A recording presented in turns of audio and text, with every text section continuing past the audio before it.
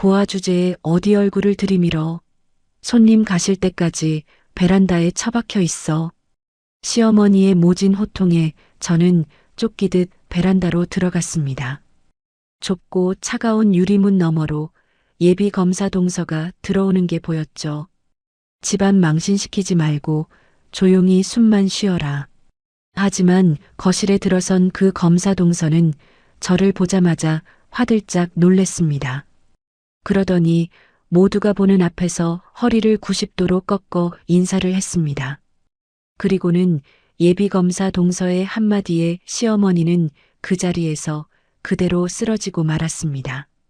제가 숨겨왔던 진짜 정체, 그리고 검사 동서와 얽힌 기막힌 인연은 무엇일까요?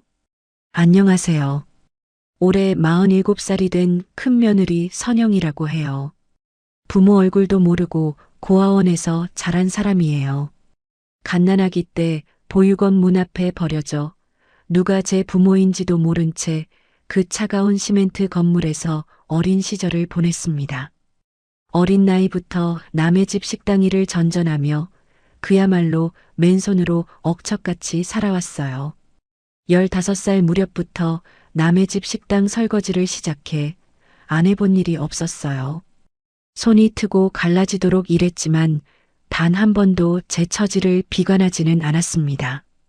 언젠가는 반드시 떳떳하게 일어서겠다는 오기 하나로 버텼거든요.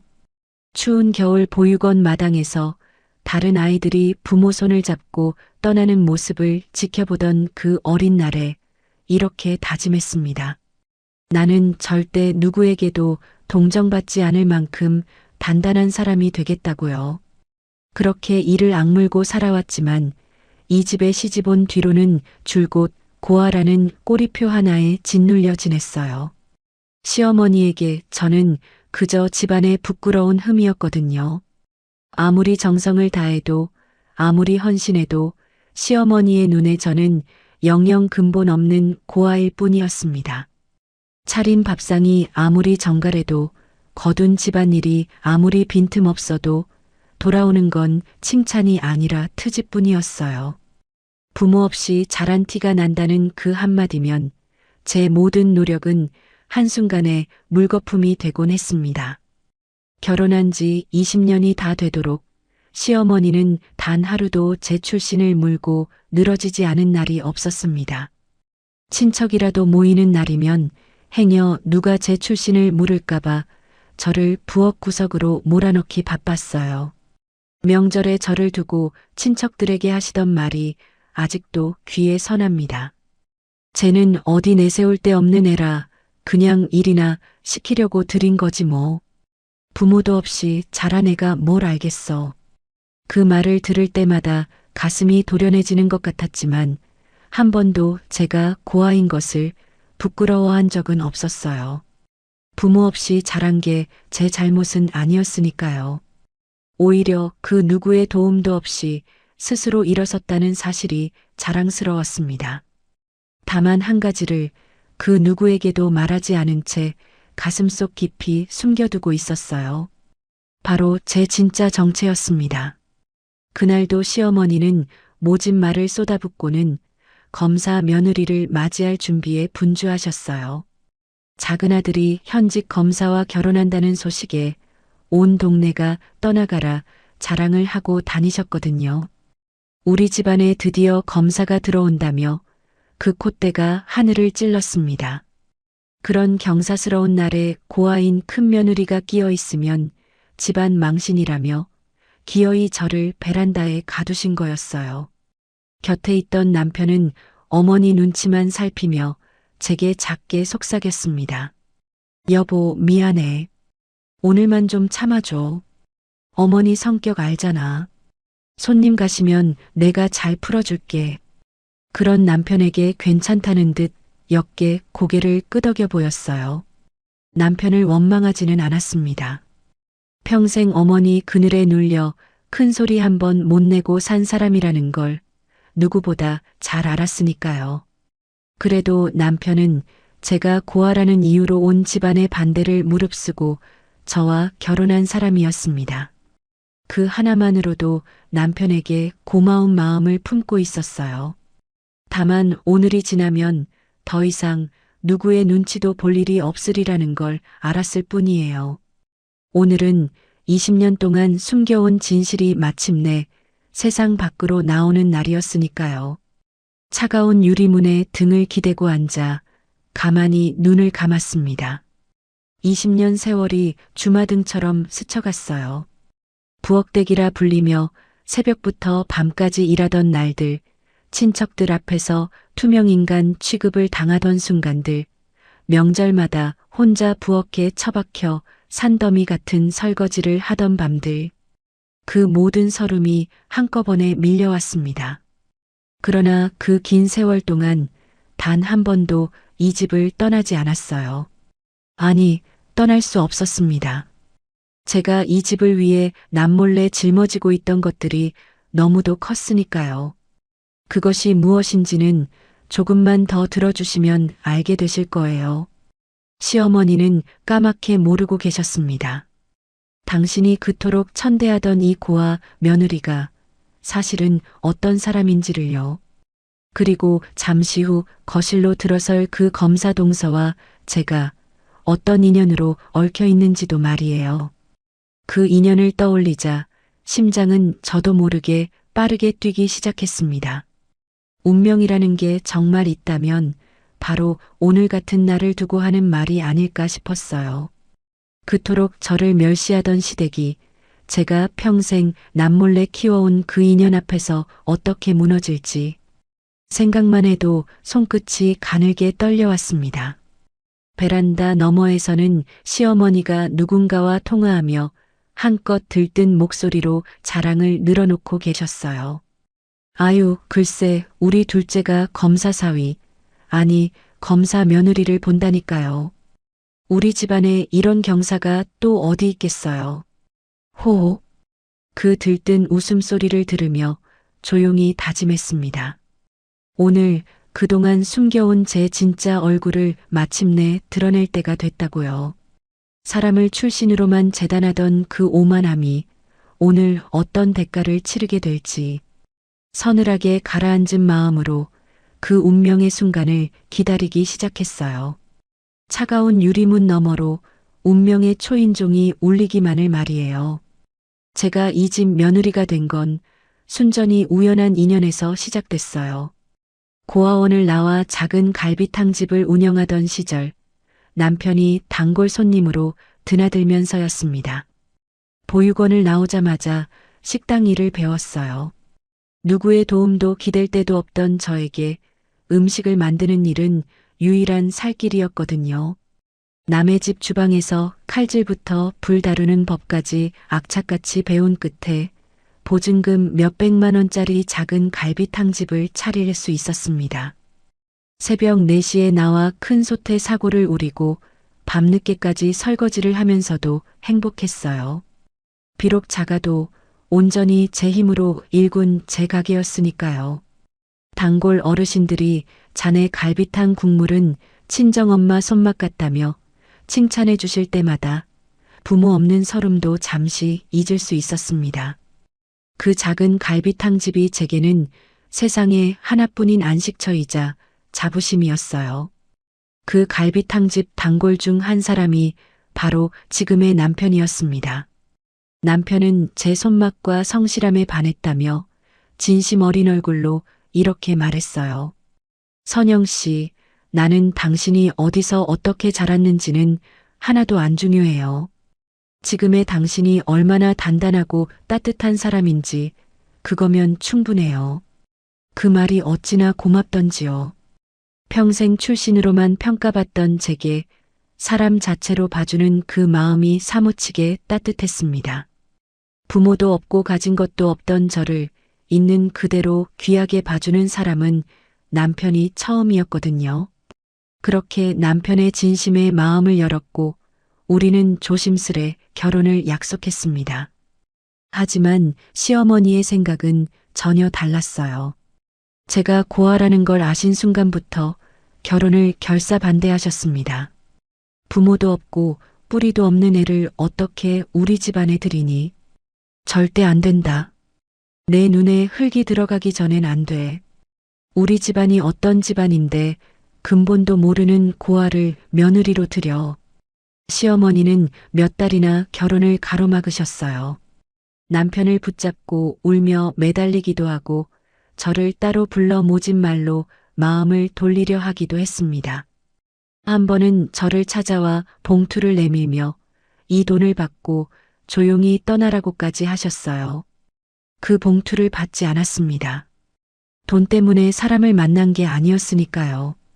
그저 시어머니께 조용히 말씀드렸어요. 제가 가진 건 비록 보잘것없지만 사람 하나는 따뜻하고 성실하게 살아왔다고, 그러니 한 번만 믿어봐 달라고요. 하지만 시어머니는 끝내 그 말을 들어주지 않으셨습니다. 고아라는 단어 앞에서 제 진심은 아무 힘이 없었거든요. 그래도 남편이 끝까지 고집을 꺾지 않은 덕에 겨우 이 집 며느리가 될 수 있었어요. 하지만 그날부터 시집살이는 가시밭길이었습니다. 시어머니는 단 한순간도 제 출신을 잊지 않으셨거든요. 무슨 일만 생기면 제 고아 출신을 들먹이며 저를 깎아내리셨어요. 역시 배운 데 없이 자라서 그래. 부모가 없으니 가정교육이 됐겠니? 쯧쯧. 그 말이 비수처럼 가슴에 박혔지만 묵묵히 참고 또 참았습니다. 명절이면 새벽부터 일어나 온 집안 음식을 혼자 다 차려도 돌아오는 건 칭찬은커녕 핀잔뿐이었어요. 어쩌다 음식간이 조금만 달라도 시어머니는 어김없이 제 출신을 끄집어내셨습니다.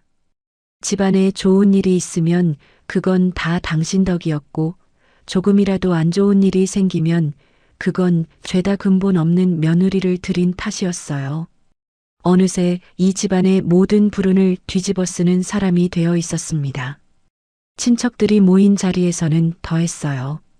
시어머니는 행여 제 출신이 들통날까봐 저를 사람 취급도 하지 않으셨습니다. 얘는 그냥 일하는 애려니 하고 보세요. 어디 내세울 때가 있어야 말이죠. 저를 마치 집에 들인 일꾼인 양 소개하는 그 말에 친척들은 묘한 눈빛으로 훑어보곤 했어요. 한 번은 먼 친척 한 분이 대놓고 이렇게 묻기도 했습니다. 아니, 그래도 명색이 큰 며느린데 친정이 어디예요? 부모님은 뭐 하시는 분들이고? 그 순간 시어머니가 황급히 말을 가로채며 제가 무슨 큰 흠이라도 가진 사람인 양 얼버무리셨어요. 그 자리에서 쥐구멍이라도 숨고 싶은 심정이었습니다. 그럴 때마다 얼굴이 화끈거렸지만 결코 고개를 떨구지는 않았어요. 부모 없이 자란 게 죄는 아니니까요. 오히려 누구의 도움도 없이 스스로 일어선 제 인생이 부끄럽지 않았습니다. 그렇게 모진 세월을 견디는 동안 남몰래 한 가지 일에 모든 것을 쏟아붓고 있었어요. 갈비탕집으로 시작한 작은 장사가 시간이 흐르면서 조금씩 자리를 잡아갔거든요. 입소문을 타고 손님이 늘었고 한 곳 두 곳 가게를 늘려갔습니다. 작은 갈비탕집은 어느새 사람들이 줄을 서는 맛집이 됐어요. 손님이 너무 많아져서 멀리서도 우리 갈비탕 맛을 보고 싶다는 분들이 줄을 이었습니다. 그래서 아예 우리 가게 갈비탕을 집에서도 끓여 먹을 수 있게 냉동 갈비탕과 밀키트 제품을 만들기로 했어요. 가게에서 우려낸 그 진한 사골 국물을 그대로 담아 데우기만 하면 식당에서 먹던 맛이 나도록 정성을 들였습니다. 그렇게 만든 냉동 갈비탕과 간편 밀키트가 입소문을 타면서 그 노하우를 살려 정식 식품 회사를 차리기에 이르렀어요. 낮에는 시댁에서 부엌대기로 일하고 남편이 잠든 밤이면 사업 서류를 들여다보며 두 개의 인생을 살았습니다. 그 누구도 심지어 남편조차 제가 그렇게 큰일을 벌이고 있는 줄은 자세히 알지 못했어요. 시어머니가 저를 부엌대기로만 여기고 거들떠보지도 않는 사이 제 이름으로 차곡차곡 무언가를 키워가고 있었어요. 그것이 훗날 이 집안을 발칵 뒤집어 놓을 거라는 걸 그때는 아무도 몰랐습니다. 제 처지가 서러울 때마다 어린 시절 고아원에서 마음속으로 했던 다짐을 떠올렸어요. 나는 꼭 성공할 거야. 그래서 나처럼 부모 없이 외롭게 자라는 아이들에게 따뜻하게 손 내미는 사람이 될 거야. 그 다짐 하나로 모진 세월을 버텨냈습니다. 그리고 형편이 조금씩 나아지면서 정말로 그 다짐을 실천에 옮기기 시작했어요. 저처럼 어려운 형편에 공부의 꿈을 접으려는 아이들에게 남몰래 손을 내밀기 시작한 거예요. 제 이름도 밝히지 않은 채로요. 그 작은 도움 하나가 누군가의 인생을 송두리째 바꿀 수도 있다고 생각하면 아무리 고된 하루도 견딜만 했어요. 어쩌면 어린 시절 아무도 내밀어주지 않았던 그 따뜻한 손을 다른 아이들에게 대신 내밀고 싶었는지도 모릅니다. 그렇게 누구에게도 말하지 않은 또 다른 얼굴을 가슴속 깊이 품게 됐습니다. 시어머니가 그토록 천대하던 고아 며느리의 진짜 정체, 그것이 세상에 드러날 날이 이제 머지않아 다가오고 있었어요. 그리고 그날 남몰래 뿌려온 그 작은 씨앗들이 어떤 모습으로 돌아올지는 그때의 저조차 미처 다 알지 못했습니다. 작은 아들이 검사와 결혼한다는 소식이 전해진 뒤로 시어머니의 콧대는 그야말로 하늘을 찔렀습니다. 그러면서 저를 향한 멸시도 한층 더 노골적으로 변해갔어요. 마치 검사 며느리라는 트로피를 손에 쥐기라도 한 듯 입만 열면 그 자랑이었고 그 자랑 끝에는 늘 저를 깎아내리는 말이 따라붙었습니다. 동네 미용실이며 시장이며 가는 곳마다 둘째 며느리가 검사라는 말을 빼놓지 않으셨어요. 그러면서 큰 며느리 이야기가 나오면 슬그머니 말을 돌리거나 그냥 부엌일이나 거드는 애라며 손사래를 치셨습니다. 하루는 친척 어른들이 우르르 집에 모인 날이었습니다. 시어머니는 그 자리에서 검사 며느리 자랑에 침이 마르셨어요. 글쎄, 우리 둘째가 현직 검사를 며느리로 들인다니까요. 명문대 나온 데다 집안도 아주 좋대요. 우리 집안이 드디어 격이 올라가는 거지요. 호호. 그러더니 부엌에서 음식을 나르던 저를 흘끔 보고는 사람들 들으라는 듯 목소리를 높이셨습니다. 그에 비하면 우리 큰며느리는 영 그렇잖아요. 부모도 없이 고아원에서 자란 애라 어디 내놓기가 부끄러워서요. 똑같은 며느리인데 어쩜 이렇게 격이 다른지. 하나는 검사고 하나는 근본도 모르는 고아니 원. 그 말에 친척들이 다 들으라는 듯 키득거렸어요. 그중 한 분은 한술 더 떠 이렇게 거들었습니다. 하긴 근본이 있어야 사람 구실을 하지요. 형님, 그래도 둘째가 효자네요. 집안격을 그렇게 높여주니. 큰 며느리야 뭐 그냥 살림이나 시키면 되는 거고. 음식 접시를 내려놓는 손이 가늘게 떨렸지만 애써 평정을 잃지 않으려 입술을 깨물었어요. 사람을 앞에 두고 그렇게 대놓고 흉을 보는데도 그 누구도 저를 감싸주는 사람은 없었습니다. 오히려 다들 재미난 구경거리라도 난 듯 묘한 웃음을 흘릴 뿐이었어요. 그 시선들 속에서 마치 발가벗겨진 채 장터 한복판에 서 있는 듯한 모멸감을 느꼈습니다. 그래도 고개를 빳빳이 들었어요. 여기서 주눅이 들면 정말로 시어머니 말처럼 보잘것없는 사람이 되어버릴 것 같았거든요. 떨리는 손으로 다음 음식을 내가며 속으로 수도 없이 되뇌었습니다. 나는 부끄러운 사람이 아니다. 나는 내 힘으로 떳떳하게 일어선 사람이다 하고요. 그런데 시어머니는 거기서 멈추지 않으셨어요.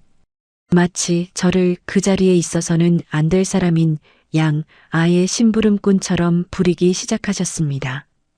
예, 큰애야.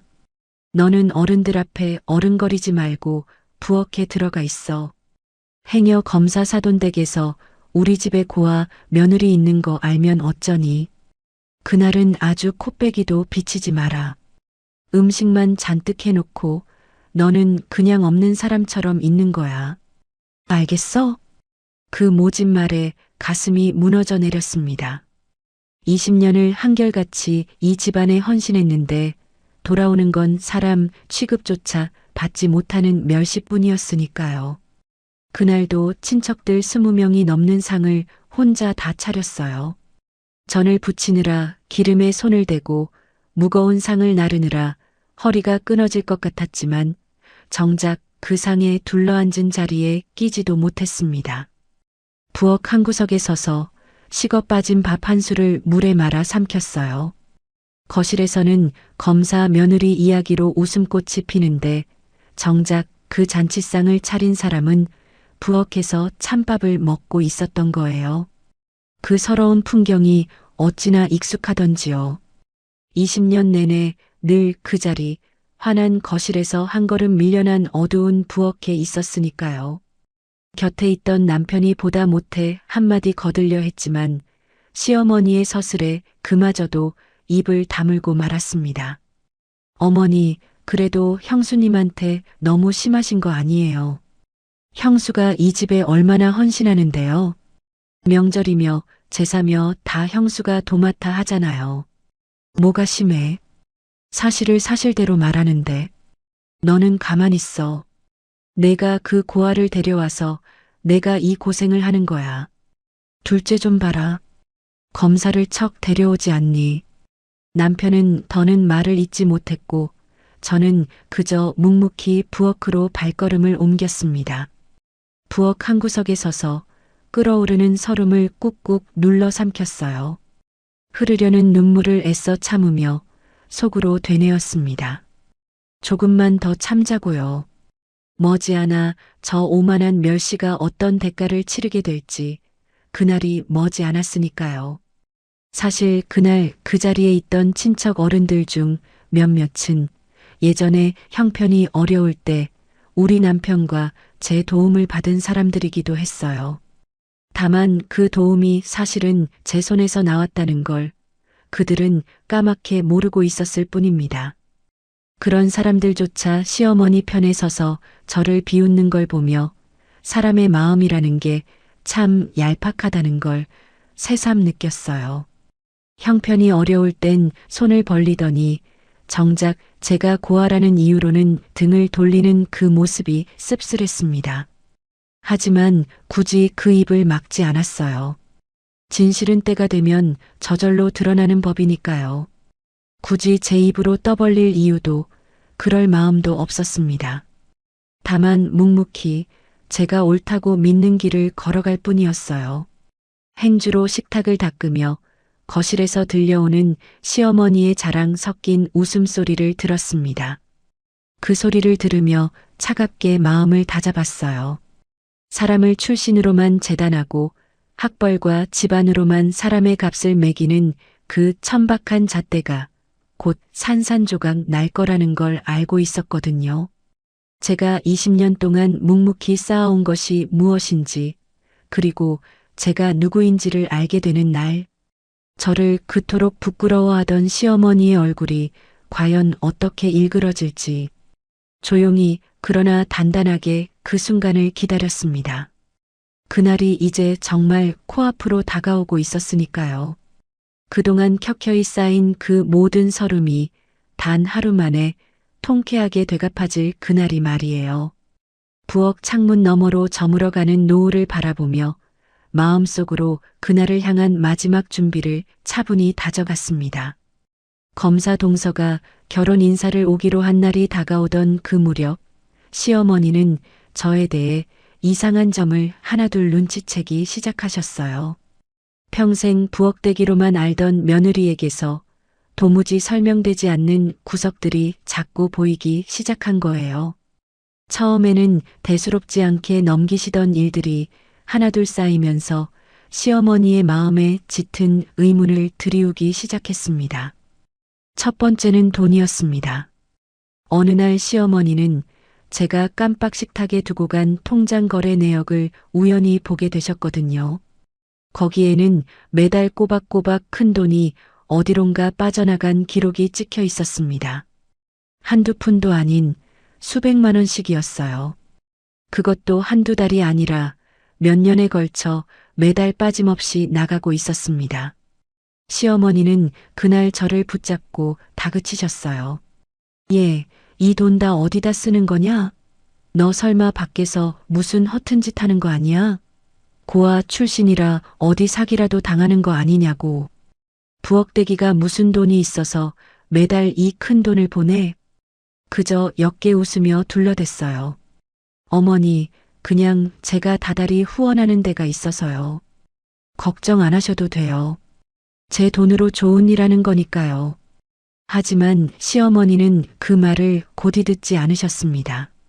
부엌대기로만 알던 며느리가 수백만 원씩 어디론가 보낸다는 게 도무지 이해가 안 되셨던 거예요. 오히려 무언가 구린 구석이 있다고만 여기셨습니다. 며칠 동안 저를 볼 때마다 그 돈 이야기를 꺼내며 캐물으셨지만 끝내 자세한 말씀을 드리지 않았어요. 아직은 때가 아니었으니까요. 시어머니는 급기야 제 방을 몰래 뒤지기까지 하셨습니다. 혹시 무슨 증거라도 나올까 싶으셨던 거죠. 하지만 중요한 것들은 모두 따로 안전하게 보관해 두고 있었기에 시어머니의 손에는 아무것도 잡히지 않았어요.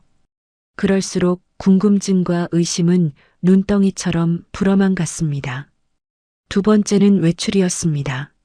한 달에 몇 번씩 평소와는 전혀 다른 단정한 정장 차림으로 어디론가 나서곤 했어요.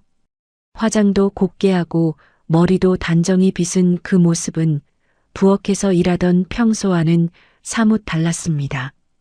누가 봐도 어디 격식 있는 자리에 가는 사람의 차림새였어요.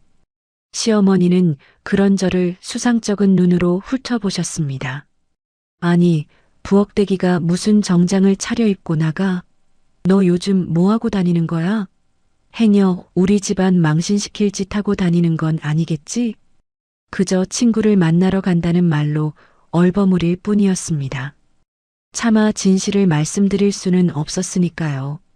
그 정장을 입고 향하던 곳이 어디인지 거기서 어떤 사람으로 불리는지를 알면 시어머니가 어떤 표정을 지으실지 짐작조차 할 수 없었거든요. 그래서 그저 묵묵히 또 다른 인생을 조용히 이어갔습니다. 정장을 차려입고 집을 나설 때마다 등 뒤로 꽂히는 시어머니의 의심스러운 시선이 따갑게 느껴졌어요. 하지만 한 번도 뒤를 돌아보지 않았습니다. 제가 향하는 그곳에서만큼은 고아도 부엌대기도 아닌 당당한 한 사람이었으니까요. 그러던 어느 날 결정적인 일이 벌어졌습니다. 거실에서 전화를 받고 있는데 마침 시어머니가 그 곁을 지나가셨어요. 수화기 너머의 직원이 저를 부르는 호칭이 고스란히 시어머니 귀에 들어가고 만 겁니다. 네, 이사장님. 이번 장학금 전달식 일정은 말씀하신 대로 준비해 두겠습니다. 그리고 이사장님, 이번에 새로 선발된 학생이 20명입니다. 명단 보내드릴까요? 황급히 전화를 끊었지만 이미 늦은 뒤였어요. 시어머니의 두 눈이 휘둥그레졌습니다. 방금 뭐라고 했냐? 이사장님? 누가 너더러 이사장님이래? 고아 출신 부엌대기한테 무슨 이사장이야? 장학금은 또 뭐고? 아무 일도 아니라는 듯 얼른 자리를 피했지만 시어머니의 얼굴에는 짙은 의심이 드리워졌어요. 그날부터 시어머니는 저를 볼 때마다 고개를 갸웃거리셨습니다. 매달 빠져나가는 큰돈, 비밀스러운 정장 외출, 그리고 누군가 저를 깎듯이 이사장님이라 부르던 그 한마디까지 도무지 앞뒤가 맞지 않았으니까요. 부엌대기로만 부려먹던 며느리에게 설명할 수 없는 또 다른 얼굴이 있다는 걸 어렴풋이 느끼신 거예요. 하지만 그 얼굴이 설마 당신이 평생 천대해 온 그 며느리의 진짜 모습일 거라고는 꿈에도 생각지 못하셨습니다. 시어머니의 머릿속에서 고아라는 단어와 이사장이라는 단어는 도저히 한 사람 위에 겹쳐질 수 없는 것이었으니까요. 그날 밤 시어머니는 잠든 남편을 흔들어 깨워서까지 그 일을 캐물으셨다고 해요. 큰 며느리가 대체 뭐 하는 사람이냐고 너는 알고 있느냐고요. 하지만 남편 역시 제 정체를 어렴풋이만 알 뿐 자세히는 몰랐기에 그저 얼버무릴 수밖에 없었습니다. 그럴수록 시어머니의 의심은 점점 더 커져만 갔어요. 하지만 시어머니는 끝내 진실을 짐작조차 하지 못하셨어요. 그저 고아 주제에 무슨 수상한 일을 벌이는 거라며 저를 더 매섭게 몰아세우실 뿐이었습니다. 당신이 그토록 멸시하던 며느리가 사실은 어떤 사람인지 그 진실이 코앞에 다가와 있는 줄도 모른 채로 말이에요. 도대체 저 고아 며느리가 감추고 있는 정체는 무엇일까요? 그리고 그 정체가 곧 이 집에 들어설 검사 동서와 어떤 인연으로 이어져 있을까요?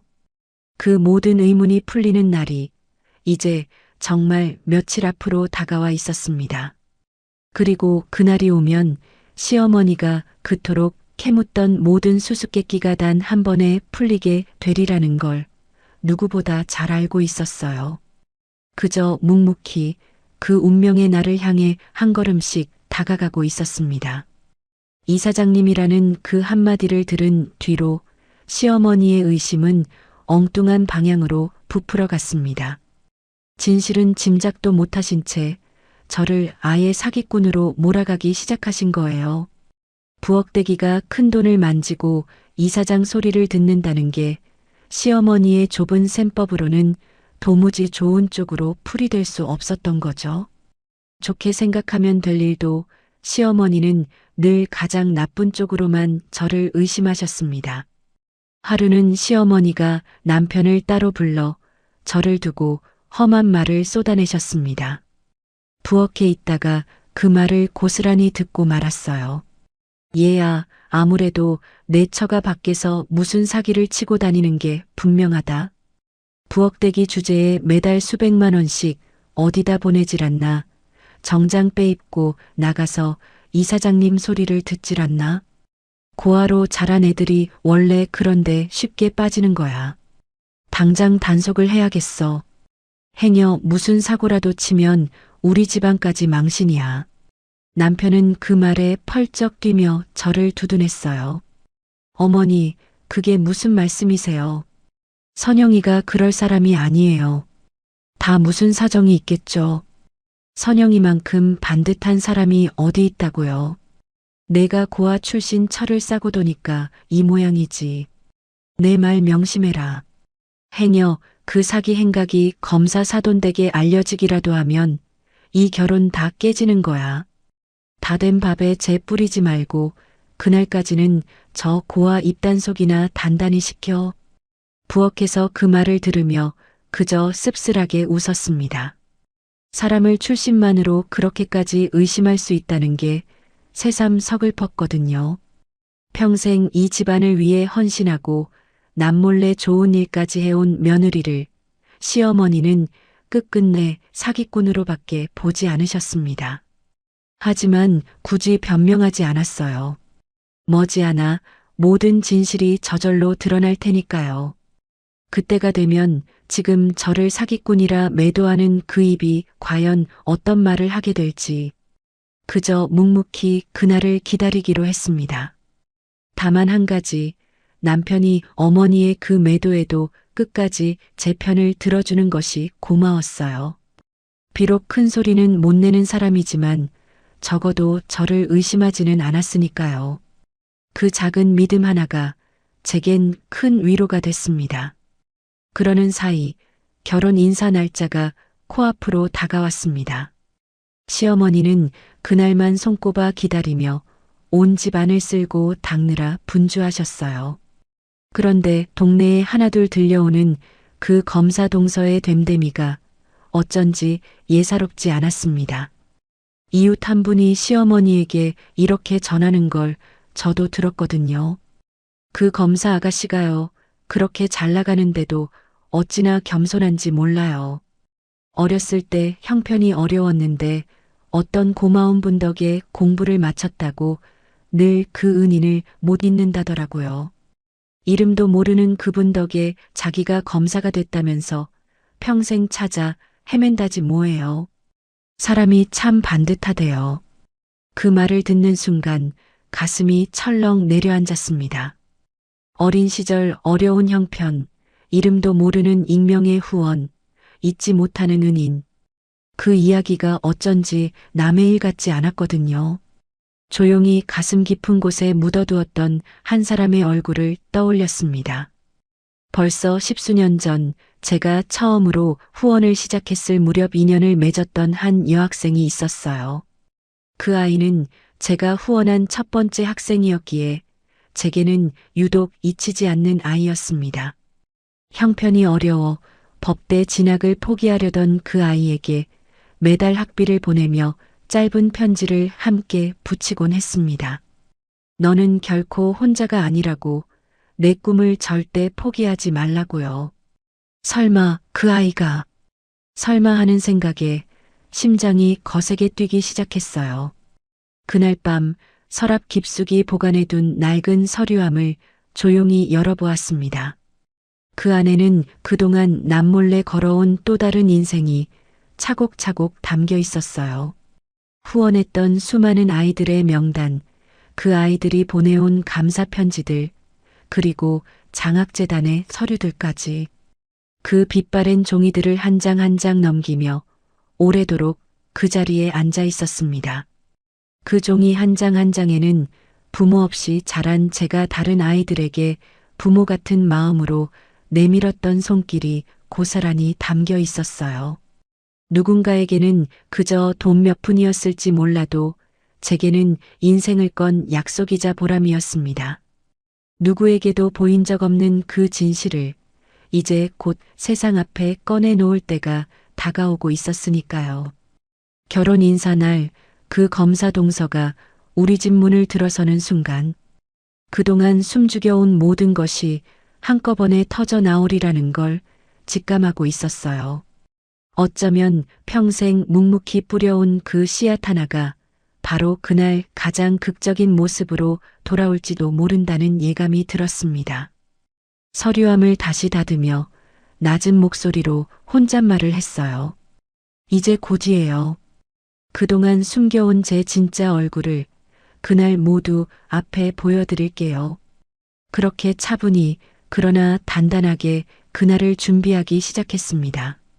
저를 베란다에 가두려는 그 손이 정작 어떤 사람을 가두려 하는 것인지 시어머니는 끝내 모른 채 그저 검사 며느리를 맞이할 생각에 들떠 운명의 그날을 향해 달려가고 있었어요. 그런 시어머니의 뒷모습을 바라보며 알 수 없는 연민과 서늘함을 동시에 느꼈습니다. 곧 다가올 그날 모든 것이 뒤집힐 그 순간을 향해 우리는 그렇게 각자 다른 마음으로 다가가고 있었어요. 결혼 인사 전날 우리 집은 그야말로 잔치집처럼 들썩였습니다. 시어머니는 검사 며느리의 환심을 사겠다며 온 집안을 발칵 뒤집어 엎으셨어요. 값비싼 한우에 제철 과일에 평소엔 구경도 못하던 비싼 음식들이 가득 들어왔습니다. 평생 살림을 아끼던 시어머니가 검사 며느리 앞에서 잘 보이겠다고 그렇게 돈을 쓰시는 걸 보니 헛웃음이 나왔어요. 정작 그 비싼 음식값이 어디서 나오는지는 시어머니도 잘 모르셨을 겁니다. 시어머니는 그 음식들을 일일이 챙기시며 호들갑을 떠셨어요. 이왕이면 다 최고급으로 준비해야지. 검사 사돈댁에 우리 집안이 만만치 않다는 걸 보여줘야 할 것 아니냐. 거실 청소도 다시 하고 좋은 그릇들도 다 꺼내놔라. 손님방에 새 이불도 깔고. 그러면서 그 모든 음식을 만들고 차리는 일은 고스란히 제 몫으로 떨어졌습니다. 정작 그 자리에는 끼지도 못할 제가 새벽부터 부엌에 서서 종일 음식을 만들어야 했던 거예요. 잡채를 무치고 갈비를 재우고 전을 부치느라 손은 쉴 틈이 없었습니다. 그래도 군말 없이 묵묵히 손을 놀렸어요. 마지막으로 이 집을 위해 차리는 상이라 생각하니 오히려 마음이 차분해지더군요. 20년 동안 늘 그래왔듯 가장 정성스럽게 음식을 만들었습니다. 비록 그 상에 앉지는 못할지라도 제 손으로 차린 음식이 그 자리를 빛내리라는 것만으로도 부끄럽지 않았어요. 음식에는 사람의 출신을 묻는 법이 없으니까요. 곁에서 보다 못한 남편이 조심스레 한마디를 했어요. 여보, 당신만 이렇게 고생시켜서 정말 미안해. 내일이라도 어머니께 같이 인사드리자고 말씀드려 볼게. 당신도 엄연히 이 집 맏며느린데. 아니에요, 여보. 괜찮아요. 그냥 두세요. 그렇게 남편을 다독였습니다. 굳이 미리 일을 만들 필요는 없었으니까요. 내일이면 모든 것이 저절로 제자리를 찾을 테니까요. 그저 평소처럼 묵묵히 제 할 일을 했습니다. 다만 그날따라 남편의 미안해하는 눈빛이 오래도록 마음에 남았어요. 평생 어머니와 저 사이에서 이러지도 저러지도 못하며 마음고생을 했을 그 사람이 새삼안쓰러웠습니다. 그래서 내일 모든 진실이 드러나더라도 남편만은 다치지 않게 하리라 마음먹었어요. 그날 저녁 시어머니는 온 가족을 불러 모아 단단히 못을 박으셨습니다. 시아버지와 시동생까지 모두 거실에 둘러앉은 자리에서 시어머니는 특히 저를 콕 집어 거듭 경고하셨어요. 내일 그 검사 며느리 오면 다들 입 조심해라. 그리고 큰애 너는 내일 아예 얼굴도 비치지 마. 손님 오기 전에 베란다에 들어가서 갈 때까지 절대 안 나오는 거야. 알았어? 행여 고아 며느리 있는 거 들키면 큰일이니까. 인기척도 내지 말고 숨소리도 죽이고 있어. 그 말에 시아버지까지 거드셨습니다. 그래. 모처럼 좋은 사돈 보는 날인데 괜한 망신은 당하지 말아야지. 큰애 너는 그냥 조용히 있거라. 우리 집안 체면이 걸린 일이야. 시동생도 옆에서 한마디를 보탰어요. 형수님, 죄송하지만 그렇게 좀 해주세요. 제 결혼이 걸린 일이라서요. 검사 처갓집에 괜히 흠잡히면 안 되잖아요. 온 가족 앞에서 그렇게 베란다에 갇히라는 모욕을 당하는데도 이상하리만치 담담했어요. 예전 같으면 서러워 눈물이 났을 텐데 그날은 오히려 마음이 차분하게 가라앉았습니다. 고개를 숙인 채 알겠다고 대답했지만 속으로는 전혀 다른 생각을 하고 있었거든요. 내일 그 베란다 문을 열고 나올 사람이 누구인지, 그리고 그 순간 이 거실에 둘러앉아 저를 비웃던 사람들의 얼굴이 어떻게 변할지를요. 그 생각을 하니 서럽기는커녕 묘하게 마음이 평온해졌습니다. 오랜 세월 묵묵히 견뎌온 사람만이 가질 수 있는 그런 단단한 평온이었어요. 그날 밤 잠들기 전 다시 한번 서류함을 열어 그동안 숨겨온 또 다른 인생의 흔적들을 가만히 어루만졌습니다. 낡은 장학 증서들과 후원 기록들, 그리고 한 통의 오래된 편지까지. 특히 처음 후원했던 그 여학생에게 보냈던 편지의 사본을 한참이나 들여다보았어요. 만약 내일 올 그 검사 동서가 정말 그 아이라면 이 모든 건 그저 우연이 아니라 운명일 거라는 생각이 들었습니다. 그 모든 것이 내일이면 세상 앞에 드러날 참이었어요. 저를 그토록 베란다에 가두려는 시어머니가 정작 내일 그 베란다 문을 열고 나올 사람이 누구인지 알게 된다면 과연 어떤 표정을 지으실까요? 평생 출신으로만 사람을 재단해온 그 오만이 단 하루 만에 어떻게 무너져 내릴지. 서늘하게 가라앉은 마음으로 마침내 다가온 그 운명의 날을 맞이할 채비를 마쳤습니다. 창밖으로는 어느새 동이 트고 있었고 운명의 그날이 천천히 밝아오고 있었어요. 마지막으로 그 낡은 편지를 가슴에 꼭 품어보았습니다. 부디 오늘 하루가 출신으로 사람을 재단하는 일이 얼마나 부끄러운 것인지를 모두에게 일깨우는 날이 되기를. 그렇게 바라며 조용히 자리에서 일어났습니다. 마침내 결혼 인사날이 밝았습니다. 아침부터 시어머니는 한껏 들떠 분주하게 움직이셨어요. 머리도 미용실에서 곱게 하고 오시고 장롱 깊이 넣어두었던 좋은 한복까지 차려입으셨습니다. 그리고 손님이 도착할 시간이 가까워지자 기어이 저를 베란다로 떠미셨어요. 자, 어서 들어가. 손님 갈 때까지 절대 나오면 안 돼. 알았지? 인기척도 내지 말고. 화장실 가고 싶어도 참아. 순순히 베란다 안으로 걸음을 옮겼어요. 등 뒤로 유리문이 차갑게 닫히는 소리가 들렸습니다. 좁은 베란다에 홀로 서서 유리문 너머 거실을 가만히 바라보았어요. 정작 그 음식들을 새벽부터 차린 사람은 저인데 그 자리에 낄 수조차 없었습니다. 하지만 이상하게도 그 순간 마음은 그 어느 때보다 고요했어요. 베란다 한쪽에 가만히 서서 가방 속에 챙겨둔 낡은 서류 봉투를 한번 매만졌습니다. 모든 준비는 끝나 있었으니까요. 차가운 봄바람이 베란다 창틈으로 스며들었지만 조금도 춥지 않았어요.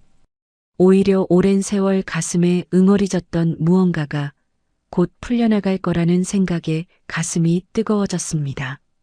잠시 후 초인종이 울렸습니다. 시어머니가 버선발로 뛰어나가 손님을 맞이하는 소리가 들렸어요. 아이고, 어서 와요. 우리 검사 며느리. 이렇게 와줘서 얼마나 고마운지 몰라요. 자, 어서 들어와요. 이어서 차분하고 단정한 동서의 목소리가 들려왔어요. 어머님, 처음 인사드립니다. 이렇게 귀한 자리에 불러주셔서 감사합니다. 부족하지만 잘 부탁드리겠습니다. 거실은 금세 화기애애한 웃음소리로 가득 찼습니다. 시어머니는 그동안 갈고 닦은 온갖 격식과 미소로 검사 동서를 극진히 맞이하셨어요. 비싼 음식들이 상에 올랐고 시아버지와 시동생도 한껏 점잖은 표정으로 둘러앉았습니다. 누가 봐도 흠잡을 데 없는 화목하고 격조 있는 집안의 모습이었어요. 시어머니는 연신 우리 집안이 어떻고 둘째 아들이 얼마나 잘났고 하는 자랑을 늘어놓으셨습니다. 검사 동서는 그 자랑을 묵묵히 들으며 그저 단정하게 미소만 지을 뿐이었어요. 어딘가 겸손하면서도 단단한, 보기 드물게 반듯한 사람이라는 게 한눈에 느껴졌습니다. 유리문 너머로 그 모습을 지켜보며 자꾸만 가슴이 두근거렸어요. 하지만 그 화기애애한 거실에서 불과 몇 걸음 떨어진 베란다에는 종일 음식을 차린 큰 며느리가 죄인처럼 갇혀 있었습니다. 유리문 하나를 사이에 두고 안과 밖의 풍경이 그렇게나 달랐어요. 한쪽에서는 따뜻한 웃음과 비싼 음식이 넘쳐났고 다른 한쪽에서는 그 모든 걸 차린 사람이 차가운 베란다에 숨죽이고 서 있었습니다. 그 풍경은 마치 지난 20년 제 삶을 한 장면에 압축해 놓은 것 같았어요. 늘 환한 곳에서 밀려나 가장 어두운 자리에서 묵묵히 모든 걸 떠받치던 제 모습 말이에요. 하지만 오늘만큼은 그 풍경이 영원히 뒤바뀔 참이었습니다. 그 차가운 유리문 너머로 환하게 웃고 있는 시어머니의 얼굴을 바라보았어요. 잠시 후 저 미소가 어떻게 굳어갈지를 떠올리니 저도 모르게 마음이 서늘해졌습니다.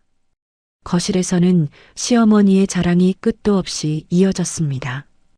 우리 집안이 이래봬도 격을 아주 중요하게 여긴답니다. 그래서 며느리도 아무나 들이지 않지요. 검사님 같은 반듯한 사람이 우리 집에 와주니 이런 경사가 또 없어요. 사람은 역시 근본이 있어야 한다니까요. 그 말을 들으며 가만히 눈을 감았어요. 아무나 들이지 않는다는 그 말이 평생 고아라 멸시받던 가슴을 또 한 번 후벼 팠거든요. 근본이 있어야 한다는 그 말은 결국 근본 없는 저는 사람 축에도 못 든다는 뜻이었으니까요. 하지만 더 이상 흔들리지 않았습니다. 제 손에는 그 모든 오만을 단번에 무너뜨릴 진실이 쥐어져 있었으니까요. 그리고 알고 있었어요. 진짜 격이란 비싼 한복이나 검사라는 직함에서 나오는 게 아니라는 것을요. 그때 화기애애하던 거실의 공기가 묘하게 달라지는 게 느껴졌습니다. 검사 동서가 무언가를 발견한 듯 자리에서 천천히 일어서는 기척이 났거든요. 시어머니의 들뜬 목소리가 잠시 멈칫했어요. 아니, 검사님. 갑자기 왜 일어나세요? 어디 불편하신 데라도. 하지만 동서는 시어머니의 말에 대답하지 않았습니다. 베란다 유리문 너머 동서의 시선이 천천히 저를 향해 돌아오고 있었어요. 그 두 눈이 점점 커지더니 믿을 수 없다는 듯 흔들리기 시작했습니다. 그 팽팽한 정적 속에서 직감했어요. 이제 모든 것이 뒤집힐 순간이 코앞에 다가왔다는 것을요. 가만히 베란다 유리문 손잡이에 손을 얹으며 낮게 속삭였어요. 이제 시작이에요. 진짜 격이란 게 무엇인지 지금부터 보여드릴게요. 동서가 한 걸음 또 한 걸음 베란다 쪽으로 다가오고 있었습니다. 거실에 있던 모든 사람의 시선이 영문도 모른 채 그 뒤를 따랐어요. 마침내 운명의 순간이 그 차가운 유리문 하나를 사이에 두고 막 시작되려 하고 있었습니다. 검사 동서가 자리에서 일어나 천천히 베란다 쪽으로 걸어왔습니다. 그러더니 굳게 닫힌 유리문을 열고 그 안에 갇혀있던 저와 똑바로 눈을 마주쳤어요. 그 순간 동서의 두 눈에서 눈물이 핑 도는 게 보였습니다. 다음 순간 동서는 온 식구가 지켜보는 앞에서 제게 허리를 90도로 깊이 꺾어 인사했어요. 이사장님, 여기서 이렇게 뵙게 될 줄은 정말 몰랐습니다. 그동안 정말 뵙고 싶었습니다. 거실에 있던 식구들이 일제히 얼어붙었어요. 검사 며느리가 베란다에 갇혀있던 고아 며느리에게 큰절하듯 허리를 숙이다니 다들 무슨 일인지 영문을 몰랐습니다. 좀 전까지 화기애애하던 거실의 공기가 순식간에 얼음장처럼 차갑게 굳어버렸어요. 시동생은 들고 있던 찻잔을 떨어뜨릴 뻔했고 시아버지는 안경 너머로 눈을 끔뻑이며 그저 멍하니 그 광경을 바라보셨습니다. 시어머니는 어리둥절한 얼굴로 동서와 저를 번갈아 보셨어요. 이 이사장님이라니? 검사님, 지금 뭔가 잘못 보신 거예요. 저 사람은 그냥 우리 집 큰며느리, 그러니까 고아 출신 부엌댁이에요. 인사하실 만한 사람이 못 돼요. 그러자 동서는 천천히 고개를 저으며 떨리는 목소리로 입을 열었어요. 아니요, 어머님. 이분은 제 평생의 은인이세요.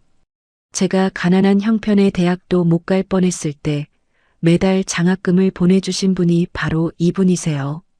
한 번도 얼굴을 드러내지 않으셔서 저는 그저 어느 재단의 이사장님이라고만 알고 있었어요. 그 은혜를 갚으려고 평생을 찾아 헤맸는데 그분을 바로 여기 이 베란다에서 뵙게 될 줄은 꿈에도 몰랐습니다. 동서는 가방에서 낡은 봉투 하나를 꺼냈습니다. 그 안에는 오래된 장학증서와 손으로 직접 쓴 편지 한 통이 들어 있었어요. 세월의 빛이 바랜 그 편지를 동서는 마치 보물처럼 두 손으로 받쳐들었습니다. 모서리가 다 닳도록 읽고 또 읽은 흔적이 그 종이 한 장에 고스란히 남아 있었어요.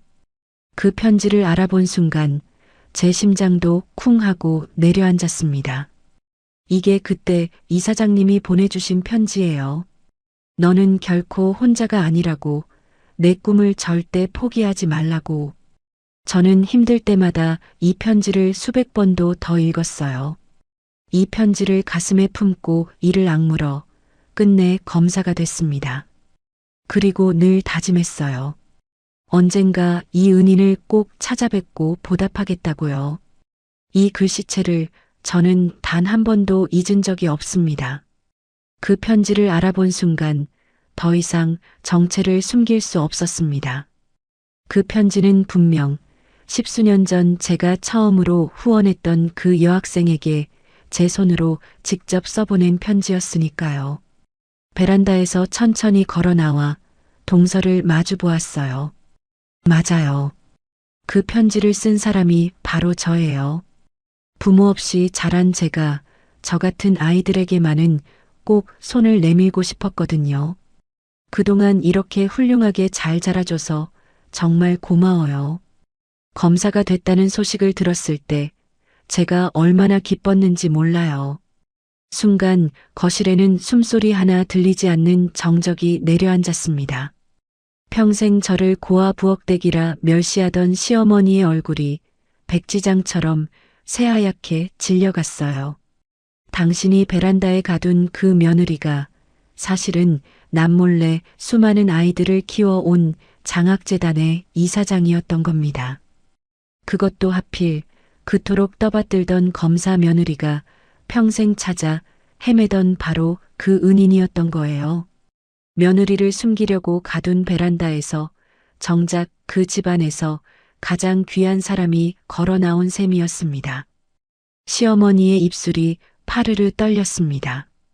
매달 빠져나가던 그 큰돈도 정장을 차려입고 나서던 비밀스러운 외출도 누군가 저를 이사장님이라 부르던 그 통화도 모든 의문이 한순간에 풀린 거예요. 그동안 사기꾼이라 매도하던 며느리가 사실은 남몰래 가장 고귀한 일을 해온 사람이었으니까요. 시아버지와 시동생도 입을 다물지 못한 채 그저 저와 동서를 번갈아 바라볼 뿐이었습니다. 평생 저를 일꾼 취급하던 그들의 눈에 처음으로 당혹과 경악, 그리고 알 수 없는 두려움이 어렸어요. 자기들이 그동안 그렇게 함부로 대해온 사람이 사실은 감히 올려다보지도 못할 사람이었다는 걸 그제야 깨달은 거예요. 이게 무슨, 그럴 리가.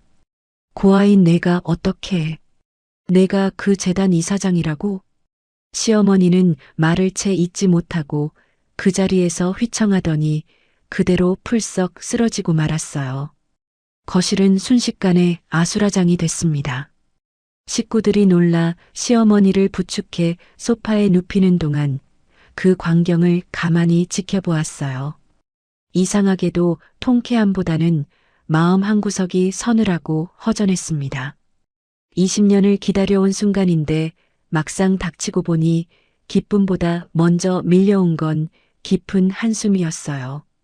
평생 출신과 격으로만 사람을 재단하던 그 오만이 단 한 사람의 90도 인사 앞에서 그렇게 무너져 내린 거예요. 베란다 유리문 하나로 사람을 가두던 그 좁은 마음이 마침내 산산이 부서지는 순간이었습니다. 하지만 이것은 그날 드러날 모든 진실의 시작일 뿐이었어요. 쓰러지셨던 시어머니는 식구들의 부축을 받고 겨우 정신을 차리셨어요. 하지만 충격은 거기서 끝이 아니었습니다. 그날 그동안 숨겨온 진짜 인생이 비로소 모두 앞에 드러났거든요. 곁에 있던 남편이 마침내 무겁게 입을 열었습니다. 사실 남편은 제 정체를 어렴풋이 알면서도 제 뜻에 따라 입을 다물어 온 사람이었어요. 더 이상 침묵해서는 안 되겠다고 마음먹은 듯 남편은 떨리는 목소리로 모든 것을 털어놓기 시작했습니다. 어머니, 이제 다 말씀드릴게요. 선영이는 그냥 갈비탕집 하던 사람이 아니에요. 그 작은 가게를 전국에 수십 개 매장을 둔 외식회사로 키운 사람이에요. 그뿐인 줄 아세요? 우리 가게 갈비탕을 집에서도 먹을 수 있게 냉동 갈비탕에 밀키트 제품까지 만들어서 전국에 판 사람이에요. 마트에도 들어가고 인터넷으로도 불티나게 팔리는 그 갈비탕이 다 선영이가 만든 거라고요. 지금은 어디 내놔도 손색 없는 자산가예요. 그동안 신분을 숨긴 건 사람들이 돈 보고 다가오는 게 싫어서였어요. 선영이는 늘 그랬어요. 사람은 돈이 아니라 마음으로 봐야 한다고. 그 말에 온 식구가 또 한 번 얼어붙었습니다. 평생 부엌대기라 부르던 며느리가 수십 개 매장을 거느린 회사의 주인이라니 다들 그 말을 믿을 수가 없는 눈치였어요. 시어머니는 입을 반쯤 벌린 채 헛것이라도 본 사람처럼 저를 바라보셨습니다. 그러고 보니 시어머니가 평소에 비상용으로 냉동실에 쟁여두고 끓여 드시던 그 갈비탕이 바로 제가 만든 제품이었어요. 정작 당신이 맛있다며 드시던 그 갈비탕을 만든 사람이 그토록 천대하던 며느리였던 겁니다. 그런데 진짜 충격은 그 다음이었어요. 남편이 깊은 한숨과 함께 말을 이었습니다. 그리고 어머니, 몇 년 전 제 사업이 부도 직전까지 갔을 때 그 빚을 다 갚아준 사람이 누군지 아세요? 바로 선영이에요. 아버지가 보증 잘못 써서 이 집 넘어갈 뻔했을 때도 선영이가 조용히 다 막았어요.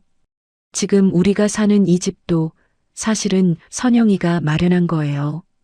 어머니가 그렇게 펑펑 쓰시던 생활비도 다 선영이가 보태온 거고요. 시어머니의 두 눈이 찢어질 듯 커졌습니다. 그동안 당신들이 누리던 그 모든 평안이 사실은 고아라 멸시하던 그 며느리의 손에서 나온 것이었으니까요.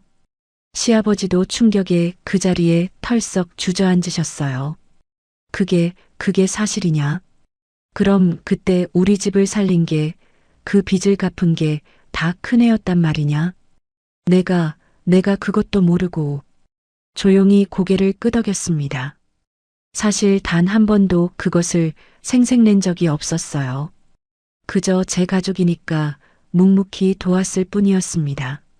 멸시를 당하면서도 끝까지 이 집안을 저버리지 않았던 거예요. 어쩌면 부모 없이 자란 제가 그토록 갖고 싶었던 가족이라는 울타리를 어떻게든 지키고 싶었는지도 모릅니다.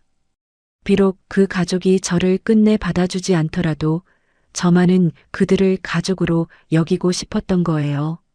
그게 평생 외롭게 자란 제가 할 수 있는 가장 저다운 방식이었으니까요. 어머니, 저는 한 번도 그 일을 자랑하거나 내세운 적 없어요.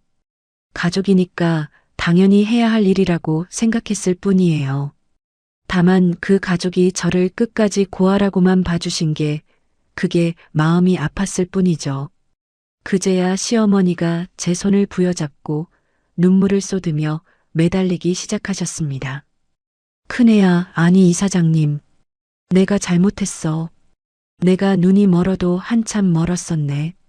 너를 그렇게 천대했는데 너는 오히려 우리를 그렇게 살뜰히 보살펴줬구나. 이 못난 시애미를 용서해다오. 제발. 평생 저를 부끄러워하며 베란다에 가두던 그 시어머니가 이제 제 손을 붙잡고 애원하고 있었어요. 옆에서 지켜보던 동서도 안타까운 얼굴로 조용히 한마디를 보탰습니다. 어머님, 이사장님은 제가 아는 누구보다 따뜻하고 반듯한 분이세요. 출신이 아니라 그 마음을 봐주셨으면 좋겠어요. 저는 이분 덕분에 사람이 됐어요. 시동생도 그렇게 거들먹거리던 그 입으로 죄송하다는 말만 거듭했습니다. 조금 전까지 저를 부엌대기 취급하며 제 결혼이 걸렸으니 베란다에서 나오지 말라던 그가 이제는 고개도 제대로 들지 못했어요. 자기 결혼 상대인 검사가 평생 찾던 은인이 바로 그 형수라는 사실 앞에서 그는 그저 어쩔 줄을 몰라 했습니다. 단 하루 만에 20년간 짓밟히기만 하던 저와 이 집안의 관계가 완전히 뒤집힌 거예요. 출신으로 사람을 재단하던 그 잣대가 부서지자 그 잣대를 휘두르던 사람들이 오히려 그 앞에 무릎을 꿇은 셈이었습니다. 무릎 꿇고 매달리는 식구들을 가만히 내려다보았습니다. 마음이 후련하면서도 한편으로는 씁쓸했어요. 결국 사람들은 제 진짜 됨됨이가 아니라 제가 가진 돈과 신분을 보고서야 비로소 고개를 숙인 거였으니까요. 만약 끝까지 가난한 고아였다면 이들은 여전히 저를 베란다에 가뒀을 겁니다.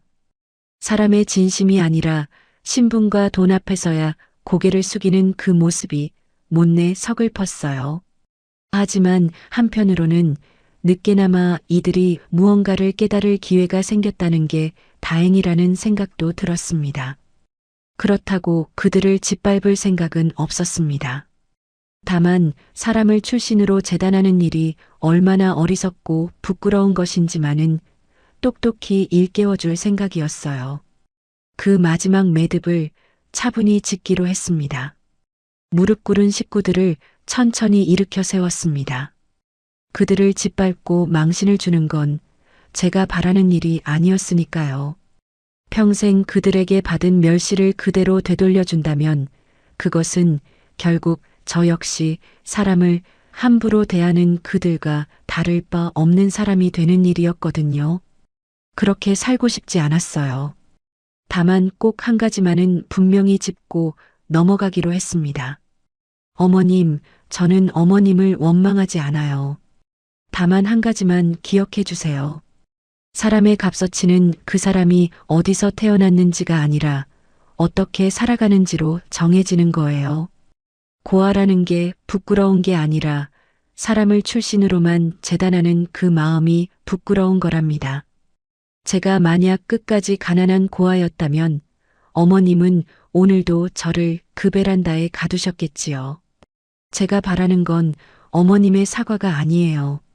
그저 이 세상의 출신 때문에 베란다에 갇히는 사람이 다시는 없었으면 하는 거예요. 시어머니는 제 손을 붙잡고 한참을 우셨습니다. 그러고는 진심이 담긴 목소리로 사과하셨어요. 그래, 내 말이 다 맞다. 내가 평생을 그 헛된 격이니 근본이니 하는 것에 갇혀 살았구나. 정작 내 곁에 이렇게 귀한 사람을 두고도 알아보지 못했으니 부끄러운 건 너의 출신이 아니라 사람 볼 줄 모르던 내 좁은 눈이었어. 큰애야, 정말 미안하다. 앞으로는 내가 너를 진짜 우리 집 큰 며느리로, 아니 자랑스러운 딸로 여기마. 곁에 있던 남편도 제 어깨를 감싸며 나직이 말했어요. 여보, 그동안 혼자 다 짊어지게 해서 정말 미안했어. 나는 늘 어머니 눈치만 보느라 정작 당신을 제대로 지켜주지도 못했지. 이제는 당신이 자랑스럽다고 떳떳하게 말할 수 있어서 나도 참 좋아. 앞으로는 무슨 일이 있어도 내가 당신 곁에 설게. 그 말들이 모두 진심이라는 걸 느낄 수 있었어요. 충격과 망신이라는 혹독한 대가를 치르고서야 비로소 얻은 깨달음이었지만 그래도 늦게나마 사람을 제대로 보게 되셨다는 게 다행이라 여겼습니다. 평생 출신이라는 색안경을 끼고 살아온 분이 단 하루 만에 그 안경을 벗어 던지기란 결코 쉬운 일이 아니었을 테니까요. 그때 곁에서 조용히 지켜보던 검사 동서가 제 두 손을 꼭 잡았습니다. 그러고는 눈물이 그렁그렁한 채로 가슴에 품고 있던 이야기를 꺼냈어요. 이사장님, 아니 형님. 사실 저 형님이 보내주신 그 편지가 없었다면 진작에 모든 걸 포기했을 거예요. 아버지가 일찍 돌아가시고 어머니마저 편찮으셔서 저는 법대고 뭐고 다 접고 공장에라도 들어가려 했었거든요. 그런데 형님이 매달 보내주신 그 돈과 편지가 저를 다시 책상 앞에 앉게 했어요. 너는 결코 혼자가 아니라는 그 한 줄을 저는 시험장에 들어갈 때마다 손바닥에 적고 들어갔어요. 그 글씨를 오늘 이 자리에서 다시 보게 될 줄은 정말 꿈에도 몰랐어요. 그 말에 가슴이 뭉클해졌습니다. 이름도 밝히지 않은 채 묵묵히 보냈던 그 편지 한 통이 한 사람의 인생을 송두리째 바꿔놓았다는 걸 그제야 두 눈으로 확인한 거예요. 부모 없이 자란 제가 부모 같은 마음으로 내밀었던 그 손길이 결코 헛되지 않았다는 사실에 20년의 설움이 한순간에 녹아내리는 것 같았습니다. 그날 이후 우리 집안은 많은 것이 달라졌어요. 시어머니는 더 이상 사람을 출신이나 학벌로 따지지 않으셨습니다. 오히려 동네 사람들에게 저를 자랑스럽게 소개하고 다니셨어요. 우리 큰 며느리가 그 유명한 갈비탕 회사 대표이자 어려운 아이들을 돕는 훌륭한 사람이라고, 우리 집안에 이런 보배가 또 없다고요. 한때 저를 부엌 구석으로 몰아넣던 그 입으로 이제는 동네방네 제 자랑을 하고 다니시는 걸 보면 헛웃음이 나기도 했지만 그 변화를 미워하지 않았습니다. 사람은 누구나 변할 수 있고 또 변해야 하는 거니까요. 무엇보다 검사 동서와 더없이 따뜻한 인연을 이어가게 됐습니다. 동서는 결혼한 뒤로 틈만 나면 저를 찾아와 못다한 이야기를 나누곤 했어요. 어느 날 동서가 제 손을 꼭 잡고 이렇게 말하더군요. 형님, 저는 형님 같은 분과 한 가족이 된 게 정말 큰 복이에요. 제가 법복을 입고 법정에 설 때마다 늘 형님 생각을 해요. 형편이 어렵다는 이유로, 출신이 변변치 않다는 이유로 억울하게 무시당하는 사람이 없도록 제가 끝까지 사람을 사람으로 보는 법관이 되겠다고요. 형님이 제게 그러셨던 것처럼요.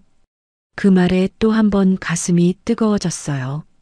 남몰래 뿌린 작은 씨앗 하나가 이렇게 반듯한 법조인으로 자라나 또 다른 누군가에게 손을 내밀겠다고 하니까요. 그것도 가장 공정해야 할 법정에서 사람을 출신이 아니라 사람 그 자체로 보겠다고 다짐하는 사람이 되어 주었으니 더 바랄 것이 없었습니다. 세상은 그렇게 따뜻하게 이어지는 거라는 걸 새삼 깨달았어요. 한 사람이 내민 손이 또 다른 손을 일으키고 그 손이 다시 누군가를 일으키며 그렇게 온기는 끝없이 번져가는 거였습니다. 지금도 변함없이 남몰래 어려운 아이들을 후원하며 살고 있어요. 부모 없이 자란 제가 받지 못했던 그 따뜻한 손길을 이제는 다른 아이들에게 내밀고 있는 거예요. 그동안 후원해온 아이들 중에는 어엿한 선생님이 된 아이도, 간호사가 된 아이도, 그리고 검사가 된 동서 같은 아이도 있습니다. 그 아이들 하나하나가 부모 없이 외롭던 제 인생이 결코 헛되지 않았음을 증명해주는 별 같은 존재들이에요. 얼마 전 후원하던 한 아이는 제게 이런 편지를 보내왔습니다. 이사장님, 덕분에 저도 포기하지 않고 꿈을 키우고 있어요. 세상에 저 혼자뿐이라고 생각했는데 이사장님 편지를 받고 나서는 저도 누군가에게는 소중한 사람이구나 하는 걸 알게 됐어요. 저도 나중에 꼭 이사장님 같은 어른이 될게요. 외로운 누군가에게 먼저 손 내미는 그런 어른이요. 그 편지를 읽으며 제가 걸어온 길이 결코 헛되지 않았음을 느꼈어요. 그리고 어린 시절 추운 보육원 마당에서 홀로 다짐했던 그 약속을 떠올렸습니다. 저처럼 외롭게 자라는 아이들에게 따뜻하게 손 내미는 사람이 되겠다던 그 약속을 지금도 지켜가고 있구나 싶어 마음이 벅찼어요. 베란다에 갇혔던 그날을 가끔 떠올립니다. 차가운 유리문 하나를 사이에 두고 안과 밖이 그토록 달랐던 그날을요. 하지만 이제는 알아요. 사람을 가두는 건 그 좁은 베란다가 아니라 사람을 출신으로만 보는 좁은 마음이라는 것을요. 정작 그 마음에 갇혀 있던 건 제가 아니라 평생 헛된 격에 사로잡혀 살아오신 시어머니였는지도 모릅니다. 그리고 그 마음의 문이 열리던 그날, 우리 모두는 비로소 진짜 가족이 될 수 있었어요. 여러분, 혹시 지금 출신이나 환경 때문에 누군가에게 무시당하고 계신가요? 절대 주눅 들지 마세요. 출신은 결코 흠이 아니에요. 부끄러운 건 사람을 겉모습으로만 판단하는 그 좁은 마음이지 묵묵히 자기 길을 걸어가는 여러분이 아니랍니다. 여러분이 성실하게 쌓아온 그 하루하루가 언젠가 반드시 여러분의 진짜 가치를 증명해 줄 거예요. 그리고 그날이 오면 여러분을 함부로 재단하던 그 좁은 잣대들은 여러분의 진짜 모습 앞에서 스스로 부끄러워 고개를 숙이게 될 거예요. 오늘 이야기가 조금이나마 위로가 되셨다면 구독과 좋아요로 응원해 주세요. 여러분의 사연도 언제든 기다리고 있겠습니다. 지금까지 사연 만남이었습니다.